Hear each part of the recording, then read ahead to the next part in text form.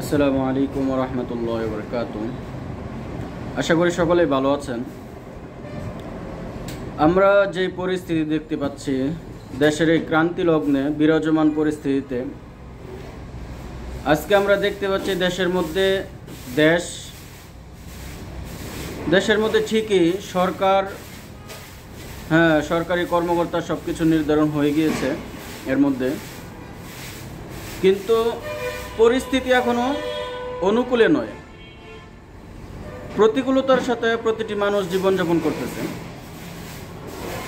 এখনো পর্যন্ত যে সকল মানুষ এই আন্দোলনে গিয়ে বা আন্দোলনের সাথে আশেপাশে থাকার কারণে গুলি দিয়ে আহত হয়েছে, অনেকের চক্ষু চলে গেছে, চোখে দেখতে পাচ্ছে না, আবার অনেক মানুষ তো মৃত্যুবরণ করেছে। শুধু খালি একমাত্র আবু সাঈদ নয়, আরও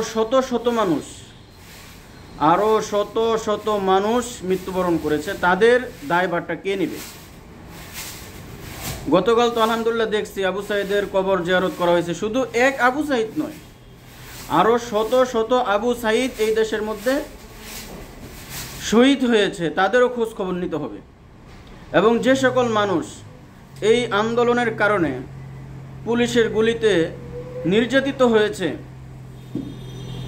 হসপিটালে দাঁড়ে দাঁড়ে ঘুরতেছে, তাদেরও খোঁজ খবর নিতে হবে। তাদের ক্ষতিপূরণ এই দেশের সরকারই নিতে হবে। তাহলেই আমাদের প্রত্যেকের সাথে জুলুম থেকে এবং নির্যাতন থেকে সবাই আমরা বাঁচতে পারবো। আল্লাহ পাক বুঝার তৌফিক দান করেন।